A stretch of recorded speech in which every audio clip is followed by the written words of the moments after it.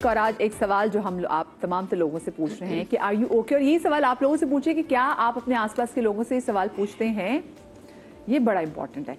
मुझे बताएं सबसे ज़्यादा, क्योंकि आजकल हम ये मेंटल हेल्थ अवेयरनेस के वाले से आज का दिन भी है, कौन सी चीज़ें आपकी मेंटल हेल्थ को बहुत ज़्यादा बॉदर करती हैं वहाँ? अच्छा, मेरे तो मुझे लगता है, मैं जो सर की बात से बिल्कुल इत्तेफाक करूंगी, कुछ खुद के बनाए हुए भी इश्यूज हैं ना। मैं तो हूँ ही ओवर थिंकर, और इस हद तक हूँ कि मैं उस लेवल पे चली जाती हूँ जहाँ आगे कुछ होता ही नहीं है, अंधेरा।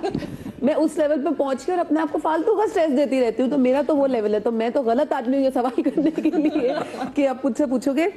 तो मैं यही कहूंगी कि मुझे ना बहुत छुछड़ी, कभी कभी बहुत बड़ी चीजें होती हैं जो बॉदर भी नहीं करती, गुजर जाती हूँ। बाद में सोचती हूँ कि यार ये तो ऐसे हुआ था, मुझे इस पर रिएक्शन देना चाहिए था, पर नहीं। पर बहुत कोई छोटी चीज होगी कि अच्छा मेरा प्रॉब्लम ये है, जो मेरा प्रॉब्लम है ना, मैं आज ये सबके सामने बताऊंगी। मेरा प्रॉब्लम ये है कि मुझे फर्क पड़ता है कि वो क्यों उनका मूड ऑफ है। शायद मैं तो उसका रीजन तो नहीं हूँ। सेम, हाँ।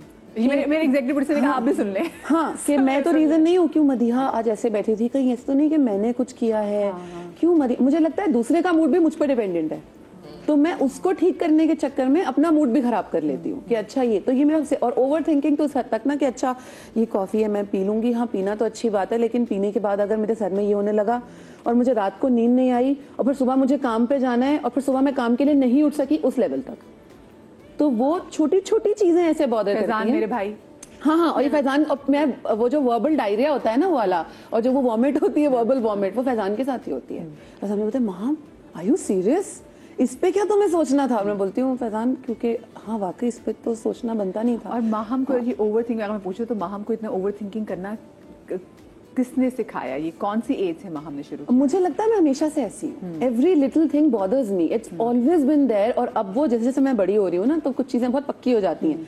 तो मैं चाहती भी हूँ ना कि ये मेरा प्रॉब्लम नहीं है, ये मैं बोल नहीं सकती। वही वाली बात कि आई कांट से नो, कि no this is not my problem. If this person has issues with that, it's not my problem. मैं क्यों उसके साथ, मुझे क्या जरूरत है? नहीं, लेकिन वो भी मेरा प्रॉब्लम है। उस सोफे के पीछे कौन बैठा है वो भी मेरा प्रॉब्लम है। तो पूरे मेरे प्रॉब्लम के साथ दूसरे प्रॉब्लम्स भी मेरे हैं। और कहीं ना कहीं जैसे आपने बात की ना, अगर किसी का मूड ऑफ है तो आप उसको भी लेके परेशान हो जाती हैं। तो हम पीपल प्लीजर भी बन चुके हैं ना। हाँ, वही वाली बात कभी कभी अच्छा है, लेकिन एक लिमिट में रह के ना, मतलब आप हर वक्त ठीक है एंटरटेन करना और हर वक्त अगले को प्लीज करते हुए रहने में बड़ा फर्क होता है। आपको शमीन, आपको क्या चीज़ सबसे ज़्यादा बॉदर करती है? आपकी मेंटल हेल्थ को सबसे ज़्यादा बॉदर करती है? अच्छा, I have been working on myself. तो अब I have reached a point where मुझे काम हो ना हो मुझे स्ट्रेस नहीं होता। घर में कोई मसले हो जाए, कोई चीज़ ख़राब हो जाए, गाड़ी ख़राब हो जाए, जो छोटे छोटे जो एसी ख़राब हो जाए, लोग स्ट्रेस आउट हो जाते हैं, मेड नहीं है, मैं किसी चीज़ का स्ट्रेस नहीं लेती हूँ। मुझे सिर्फ और सिर्फ एक चीज़ अफेक्ट करती है, और वो बहुत सिवियरली करती है, और वो करती है कि जो मेरे लव्ड वंस हैं, जिनकी मैं केयर करती हूँ, अगर उनका बिहेवियर मेरे साथ सही नहीं है या उन्होंने मेरे साथ गलत कर दिया, बस वो मेरे लिए डाउन हिल है। उस चीज़ के साथ मुझे कोप करना नहीं आया। मुझे नहीं समझ में आया अब तक कि मैं कैसे अपने आप को ये सिखाऊं और समझाऊं कि अगर किसी की मैं केयर करती हूँ और वो मेरी पलट के इस तरह से केयर नहीं कर रहा, तो उसमें मुझे स्ट्रॉन्ग बनना है। मैं स्ट्रॉन्ग नहीं हूँ, मैं इस चीज़ में आके बहुत वीक हूँ। तो मेरा जो सबसे बड़ा ट्रिगर है और ओनली ट्रिगर है वो ये है कि मैं किसी की केयर करती हूँ और वो मेरी उस तरह से केयर नहीं करता, या वो रिटर्न वो हर्ट करता है, हम एक्सपेक्ट कर लेते हैं ना कि अगला हमसे अच्छा करेगा, हम अच्छा करेंगे। क्योंकि मैं फिर जब मैं किसी की केयर करती हूँ तो मैं खुल के केयर करती हूँ और मैं कोई आई डोंट होल्ड बैक। तो फिर आगे से जब उस तरह से आप डिसअपॉइंट हो जाएं तो वो मेरे लिए बहुत बड़ा इशू बन जाता है। बाकी ये जो दुनिया के स्ट्रेसेस हैं, अल्हम्दुलिल्लाह आई डोंट नो हाउ, लेकिन मैंने उनके साथ कोप कर, मतलब जो कि माहम अभी कह रही हैं, मुझे नहीं फर्क पड़ता। कितना टाइम लगा वैसे शमीन, ये बताओ इस सालों काम करने में? सालों सालों लगे मुझे। बहुत अपने आप को अपनी खुद काउंसलिंग करनी पड़ी बैठ बैठ के कि नहीं कोई फ़र्क नहीं पड़ता। वरना ऐसा टाइम होता था कि अगर जैसे कि फॉर इंस्टेंस हमारी नेचर ऑफ जॉब ये है कि कॉन्ट्रैक्ट बेस्ड होता है ना, प्रोजेक्ट बेस्ड होता है। अब एक प्रोजेक्ट की बात हो रही है, काम चल आ रहा है, बात हो रही है, और फिर एकदम से गायब। मेरे 3-4 महीने निकल जाते थे डिप्रेशन में कि वो एक काम आते आते चला गया मेरे हाथ से। लेकिन अब अल्हम्दुलिल्लाह I have come to a point के काम आ रहा था, चला गया, कोई बात नहीं, कोई इशू ही नहीं है, क्योंकि दिमाग में ये अच्छी तरीके से बिठा लिया है कि जो आपका है वो आपको आके मिल जाएगा ही है, हाँ। इसके लिए अपना सुकून खराब करना इज नॉट वर्थ इट। लेकिन लोगों के ऊपर जब बात आती है तो मुझे ये समझ में नहीं आई, अब तक मैं अपने आप को ये नहीं सिखा पाई कि जो आपका है वो आपके पास रहेगा और जो नहीं है वो आपको नहीं वैल्यू करेगा, हाँ। वो निकल जाएगा आपकी जिंदगी से और उसी में आपकी, बस ये मेरा जो है सारा का सारा इशू यहाँ पे आके फंसा। लेकिन आपने सेल्फ काउंसलिंग की, आपने खुद को काउंसलिंग बाकी चीजों पे क्योंकि yes। देखिए यहाँ पे वो कहते हैं जहाँ पे मेडिटेशन भी करनी होती है, जिससे आप मेडिटेट नहीं कर, आप खुद से बात भी कर रहे होते हैं। मैं वैसे ना ये जो ढाबा कल्चर है मैं इसकी बड़ी शुक्रगुजार भी हूँ इस वजह से, क्योंकि जब शाम में मैं देखती हूँ बहुत सारे मर्द हज़ार बैठे ना तो अपने बड़े जो टेंशन हैं वो आपस में शेयर कर लेते हैं। वरना ख़वातीन के बारे में कहा जाता था कि जो ख़वातीन जो हैं वो जब दोस्त से आपसे बैठती हैं, घर की ख़वातीन आके बैठती हैं तो वो जो दुख सुख हैं वो शेयर कर लेती हैं। लेकिन हमने ना बंदों को कहीं ना कहीं इजाज़त नहीं दी हुई कि बंदे अपनी जो वल्नरेबल साइड हैं, जो अपनी वीकर साइड है, वो लोगों के सामने रख सकें। जैसे अगर उसको जॉब पे कोई स्ट्रेस है तो वो अपने घर आके वो नहीं बता सकता, अगर उसको किसी चीज़ पे रोना आ रहा है, क्योंकि हमने तो कहा ना मर्द तो रोता ही नहीं, मर्द को दर्द नहीं होता। ये जो बकवास किस्म के डायलॉग्स हमने फिल्मों में डाल दिए कि जी मर्द को दर्द नहीं होता, कि मतलब वो इंसान नहीं है क्या, अजीब सी रोबोट थोड़ी है। तो वो उसको कैसे करें, वो मर्द फिर उसको डील कैसे करें, क्योंकि हमने उनके लिए वो विंडो नहीं रखी ना। और अगर वाकई कोई बंदा आपके सामने रोने बैठ जाए, आप कहेंगे हाय इसको क्या हो गया है, ये है ना, ये हमारा एटीट्यूड है। ये देखिए रोना तो सबको आता है और स्ट्रेस सबको होता है, हर आदमी की अपनी कोपिंग स्ट्रेटजीज होती हैं, ठीक है। हम सब एक ही जैसे सिस्टम से बड़े हुए हैं, हमें भी डॉग को देख के डर लगता है, हमें बिल्ली को देख के प्यार आता है, हमें इंसान को देख के जो है सब एक जैसा है। लेकिन ये कुदरती है, हमें बचपन में बताया गया कुत्ता काट लेते हैं, हालांकि आज तक नहीं काटा, लेकिन एम ही कुत्ते से डराया हुआ है, ठीक है। इसी तरह हमें बोला गया है कि बिल्ली रास्ता काट देती है और वो हमारे दिमाग में फिक्स है, लेकिन हमने अपनी कोपिंग स्ट्रेटेजी की तरह उसको कन्फ्रंट किया है। तो ये हमारे ऊपर डिपेंड करता है कि जो चीज हमारी लाइफ में आ रही है, अच्छी बुरी सैडनेस जो भी है, हम उसको अपने ब्रेन के थ्रू किस तरह फिल्टर करते हैं और कहां से उसको चैनलाइज करके उसके लेवल को कम करते हैं। अब जिस तरह आपने बात की ह्यूमन का, अब मैं काउंसलिंग में हमेशा ये बताता हूं, मैं अपनी बात बाद में करूंगा, यहां से स्टार्ट कर सकता हूं कि इन मशीनों पे आप काबू कर सकते हैं, आप वैक्यूम को, माइक्रोवेव को, उसको बटन से ऑपरेट कर सकते हैं, it's all in your hands control. लेकिन जब आप इंसान के साथ बैठते हैं तो फिर आपको 30 to 40% ये पता होना चाहिए कि ये मेरे बस में नहीं है। ये मेरे ख्याल से आपको 70% पता होना चाहिए कि ये मेरे बस में नहीं है। जनाब इतना परसेंटेज मेरी नहीं है, अगर मैं अपनी बहुत एनर्जी सामने वाले को दे भी दूं, लेकिन उसके अपने दिमाग, mental health, mental stuff issues हैं, पीएमएसिंग हो रही है उसकी कहीं ना कहीं, जिसकी वजह से इसकी बदतमीजी या कुछ ना कुछ ये कर सकता है, ठीक है ना। आप उसको इतना डिस्काउंट कर सकते हैं, लेकिन जब आप बहुत ज्यादा प्यार देते हैं, एफर्ट्स देते हैं, आपको लगता है कि मुझे सब कुछ मिले और वो नहीं मिलता तो आप हर्ट होते हैं। तो इंसान जब इंसान से डील करता है तो आपको ये बात पता होना चाहिए कि आपको 100% कभी नहीं मिल सकता। आपको 50 भी मिल जाए वो काफी है, लेकिन यहाँ पे अपना आपको, जैसे कि मुझे ये बात पता है कि मुझे कभी भी कोई इंसान हर्ट ही नहीं कर सकता, क्योंकि मैं एक्सपेक्ट बहुत कम करता हूँ, इतना कम करता हूँ कि मुझे पता है कि इनके अपने मेंटल इश्यूज इतने, ये क्या मुझे खुशी देंगे, ये क्या मुझे मतलब वो कर सकते हैं कि जिससे मुझे इनसे फ्लरिशमेंट मिल रही हो। एक तो ये बात है। दूसरा ये मर्दों का इशू ये है कि वो रोना तो बहुत आगे की बात है, एशियन मर्द तो स्ट्रेस बता भी नहीं पाते कि अपनी वाइफ को बैठ के बोले कि मैं बैठूं, मैं बड़ा परेशान हूँ, चाय बना के लाओ, मेरे साथ ये हुआ है। वो बात कर ही रहा होता है, वो कोई ना कोई बात ऐसी हो जाती है, या माँ बाप ने सिखाया हुआ होता है कि पुत्र अभी तूने ऐसी कोई बात नहीं करनी, तू तो स्ट्रांग आदमी। तो आपने अपने आप को हमेशा से इतना रखना होता है कि नहीं सब ठीक है। मैं बचपन से लेके आज तक घर का बड़ा होने के नाते मैंने कभी ये नहीं बोला कि मैं परेशान हूँ, आके मुझसे बात करो। हालांकि लाइफ में कितनी परेशानियां होंगी, हम बाकी घर का जो बड़ा होता है, चाहे वो सिबलिंग्स में बड़ा, हम उसको ये इजाजत ही नहीं देते कि कभी नौबत ही नहीं आई, नौबत ही नहीं आई। जिस दिन मैं हमेशा पापा की बात आती है इंतकाल की, उस दिन भी नहीं रो सके, रोना शुरू ही किया, छोटे आ गए, ये ले आओ वो ले आओ, बस क्यों करे बैठे, जी जी ये कर रहे। तो वो इमोशन जो कभी नहीं गए वो आज तक अटके हुए, उनको कोई क्लोजर नहीं मिलता। हाँ एक जगह होती है, मस्जिद में जाके थोड़ा आंखों में आंसू आ जाते हैं, वो होते कहीं और के आंसू हैं, निकल में आ जाते हैं, तो थोड़ा कैथारसिस हो जाता है। पता है डॉक्टर वजाहत, मोहसिन अब्बास है बड़े ज़बरदस्त एक्टर, वो मेरे शो में आया तो हमने उस दिन शो भी ये किया था कि मर्द को जो हम इजाज़त नहीं देते रोने की। तो मोहसिन ने ऐसी बात की थी, उसने कहा कि जब आपके घर में जैसे किसी की डेथ भी होती है ना, तो जहाँ पे ख़वातीन इस वक्त रो रही होती हैं लिपट लिपट के, कहते हैं हम बंदों की टेंशन पता क्या होता है कि अच्छा अब दरिया आनी है, टेंट आना है, कफन दफन का इंतजाम करना है, कब्र के जाके इंतजाम करनी है, कब्र को जाके देखना है। कहते हैं हमें वो वक्त ही नहीं मिलता कि हम वो उस वक्त वो रो सकें, तो हम तो उस चीज़ में लग जाते हैं।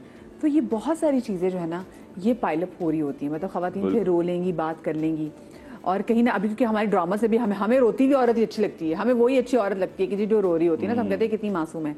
लेकिन बंदों के वाले से आप कहते हैं जैसे अगर बंदा रोना शुरू करे तो मैंने अभी भी लोगों को देखे, लोग कहते हैं मगरमच्छ के आंसू, ड्रामा कर रहा है, ड्रामा कर रहा है, क्योंकि लोगों के अंदर ये है ना कि मर्द तो रोता ही नहीं है, या लड़कियों की तरह आंसू बहा रहे हो, दिस आल्सो कम्स इन। ये कितने इतना इनसेंसिटिव किस्म का रिमार्क है जो हम लोगों को देते हैं। क्या क्या किया जा सकता है? जैसे मैं अक्सर कहती हूँ कि हमें अपने बेटों की भी तरबियत में ये बात जरूर करनी चाहिए कि बेटा नहीं, अगर आपको भी दर्द होगा, आपको कुछ चीज़ें, तो आपने इसको शेयर करना है, अपने अंदर पायलट नहीं करना। हम अपने लड़कों की कैसे तरबियत कर सकते हैं? सो सबसे पहले इमोशनल सेफ्टी की मैं बात करूंगी कि लोगों को रूम दिया जाए उनके इमोशंस का। मुझे याद है कि जब मैं गुस्सा करती थी तो लाइक गुस्सा नहीं करते, सो कहीं ना कहीं आपकी इमोशन सप्रेस होते हैं, उनको निकलना होता है, और ऐसा नहीं कि वो आपकी शख्सियत बन जाएगा, like late the emotion come out. So first कि पहले आप जिसको गुस्सा आ रहा है किसी भी छोटी चीज़ पे, बिकॉज मर्द हजरात का जो पहला रिस्पॉन्स ईजियर होता है वो गुस्सा करना है, और औरतों का पहले रोना, that's the first response that comes in. तो उनको उसकी इजाज़त दी जाए ताकि जो गुस्सा है जहाँ है वो निकले, और उनकी बात सुनी जाए बगैर trying to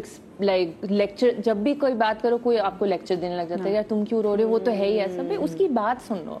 the first thing is उसकी पहले बात सुन लो, देखिएगा आप उसको अच्छे से ट्रीट करेंगे, चाय पानी दे दी, रो ली, उसकी बात सुन ली, वो कहेगा मैं ठीक हो गया। So I think first thing is to just listen and let the emotion be जो है। हमारे साथ तो मसला ये है ना कि हम मर्दों की बात करें, आप किसी के पास वैसे अपना दुखड़ा लेके भी चले जाए तो लोग बोले लो ये तो कुछ भी नहीं जो मेरे साथ हुआ था। अरे भाई पहले मेरी सुन, पहले मैं इसलिए आई हूँ, मैं इतनी कष्ट करके तुम्हारे पास पहुंची हूँ दरिया किनारे। अच्छा, मुझे इस वक्त कॉलर भी ऐड करने हैं, या साहब ऐड। अस्सलाम वालेकुम जी। वालेकुम मरिया, देखिए मैंने बहुत सब्र से सारा इंतजार किया और बड़ा आराम से आपकी बातें सारी सुनी। अच्छा, मुझे नहीं पता था कॉलर की देर से मौजूद है जी। नहीं देखिए, वो तो मैं इसलिए क्योंकि इतनी अच्छी गुफ्तगू थी और पहले बैलेंस, मुझे बड़ी खुशी ये हुई कि आपने मर्दों के मुतालिक बात की।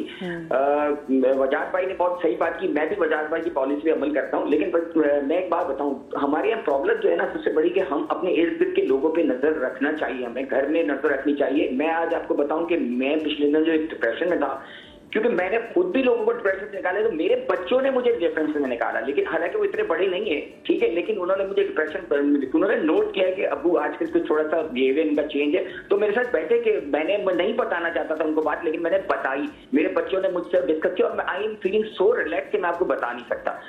बढ़िया बात पता है क्या है? बात यह है कि हम अपने गैजेट्स में, अपनी चीजों में इतने बिजी हो गए कि हमें इर्द गिर्द के लोगों का नहीं पता, अपनी बीवी बच्चों का नहीं पता होता क्या है, या बच्चों को बाप का नहीं पता होता। आपको थोड़ा से निकलना पड़ेगा, आपको एक दूसरे की फिक्र करनी पड़ेगी। मैं आपको बताऊं कि हमारे एक दोस्त डिप्रेशन में चले गए, और हम क्योंकि असल बात ये कि आपके पास अगर इर्द गिर्द लोग हो ना मौजूद, आपने अच्छे ताल्लुकात बनाए तो आपको हेल्प आउट करते हैं। मैंने एक दोस्त को, हमारे एक तो खुदकुशी करने के लिए तैयार थे, बिलीव मी, मैं उनका नाम नहीं ले सकता, उन्होंने कहा मैं अपने के ऊपर जंप मार दूंगा। इतना बड़ा आदमी मेरी गोद पे आके लेट गया। फिर मैंने उनको समझाया कि यार कोई मसला नहीं है, तुम निकल सकते हो। फिर हमने 4-5 दोनों मिलकर उनकी हेल्प की, और अल्हम्दुलिल्लाह इज ओके नाउ, और अपनी चीज करे। वजाहत भाई से मेरा सवाल है, वजाहत भाई देखिए हम इस बिजी दौर में रह रहे हैं, ठीक है, हम अपने गैजेट देखते हैं, हम अपने व्हाट्सएप देख रहे होते हैं, सब चीजें देख रहे हैं, लेकिन मेरे इर्द गिर्द लोग जो अपने घर के अंदर भी एब्नॉर्मल बिहेवियर में चले आते हैं, कोई डिप्रेशन में जा रहा है, कोई बिहेवियरल चेंज आ रहा है, तो why don't you note it? इसमें हम लोगों का क्या किरदार होना चाहिए, ये मेरा सवाल है जी। Thank you so much मदिया। बहुत शुक्रिया। क्या सवाल? सवाल ये है कि हम कैसे नोट करेंगे, जो मुझे भी समझ में आई कि हमारे अपने घर में भी, क्योंकि हम भी नहीं लोगों को देख रहे होते, हम ऑब्जर्व नहीं कर रहे होते, अगर हमारे आसपास के लोग जो है वो उनकी मेंटल हेल्थ खराब हो रही होती है, या इफ दे नॉट वेल, तो हमें पहली बात तो ये है कि हमने ये खुद से ठेका नहीं उठाना, हम एक दूसरे की घर में बैठ के मदद करें। We are not professionals. खाना एक ही शख्स घर में बनाता है तो सब खाते हैं, जरूरी नहीं कि अपना अपना खाना सब बनाए, और एक दूसरे की बात ये कि हर आदमी का अपना रोल है। अगर आप में से कोई भी शख्स किसी को ऐसा सोचता है या देखता है कि ये सैड है, सिर्फ एक सिम्टम की बात कर लेना, ये अनफ्रेश है, तो आप उसको ज्यादा कहानी ना सुनाए, आप उसको किसी थेरेपिस्ट का ले जाए, आप उसके लिए अपॉइंटमेंट बुक करा के उसको पकड़ के ले जाएं। चलो यार मुझे तुम ठीक नहीं लग रहे, मेरे एक जानने वाला है, वहां चलते, बैठ के आते हैं, क्या फर्क पड़ता है, उसके बाद कॉफी पीते हुए आ जाएंगे। आप उसको ज्यादा खुद ना पढ़ाना शुरू कर दें, क्योंकि आपको खुद इतना नहीं पता होता। बाज़ औक़ात आप गलत थेरेपी स्टार्ट कर देते हैं, आपको लगे आपकी बात से कोई और चीज ट्रिगर हो जाए जी, जो बहुत सिवियर अगर डिप्रेशन या एंग्जाइटी का शिकार हो, यू नेवर नो। कोई भी एडवाइस काम ना करे उसमें। एडवाइस इतनी देना बहुत बड़ी, यही अजीम मेहनत है कि आप उसको सिर्फ इतना कहते हैं किसी डॉक्टर को दिखा दो। अगर आपके जख्म होता है तो आप एक हद तक ही देखते ना, आप देखते नहीं ये तो बड़ा जख्म है, इसको दिखा दो जाके, तो आप खुद से घर में उसको समझाना शुरू ना कर दें, क्योंकि आज से 20-25 साल पहले लोग की नॉलेज कम थी और घर में सारी थेरेपीज हो जाती थी, सब कुछ हो जाता था। वो अम्मा बैठी किचन में अपनी बेटी के साथ रोटी बनाते बनाते थेरेपी हो गई।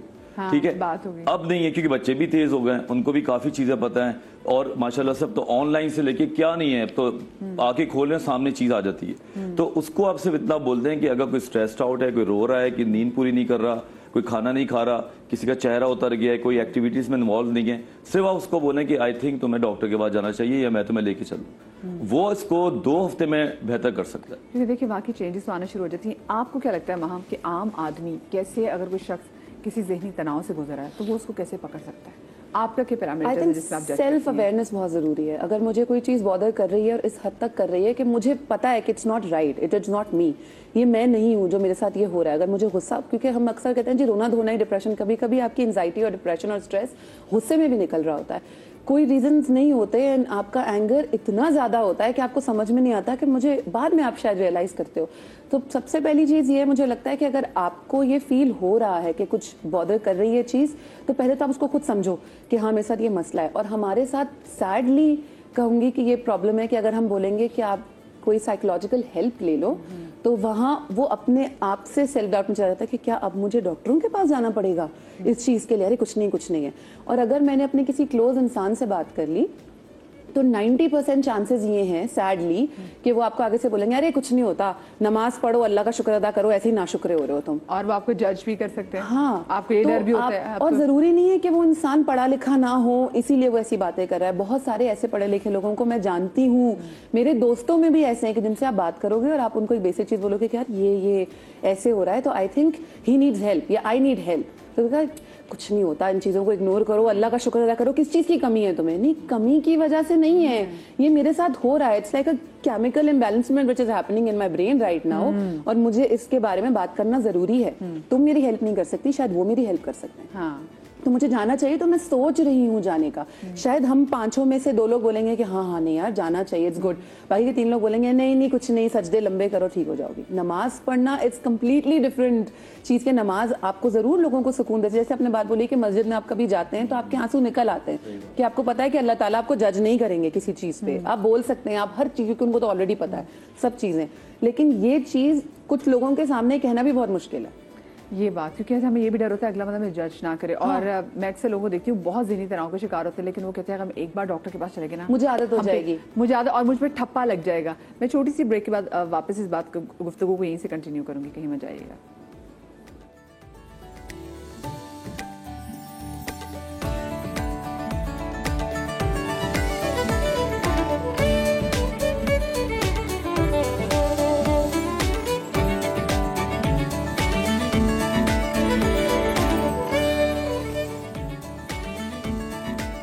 Welcome back after the break.